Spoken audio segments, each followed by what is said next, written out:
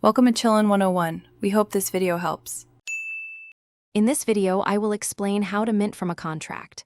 First, ensure you have a compatible cryptocurrency wallet, like MetaMask, installed and funded with the necessary tokens. Next, locate the specific contract address and the application binary interface, or ABI, for the project you wish to mint. This information is crucial for direct interaction. To begin, connect your wallet to a blockchain explorer such as Etherscan or Polygon Scan.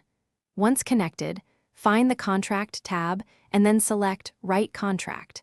This section allows you to directly call functions within the smart contract. Always double-check that your wallet has enough funds to cover both the mint price and any associated gas fees. Within the Write Contract section, scroll down to find the mint function or a similarly named function like public mint or claim.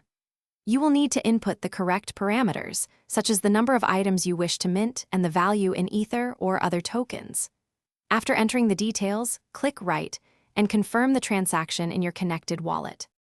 If you encounter issues, first verify that you are on the correct blockchain network and have the exact contract address. Insufficient gas fees or an incorrect token balance are common problems. Always review the project's official documentation for specific minting instructions.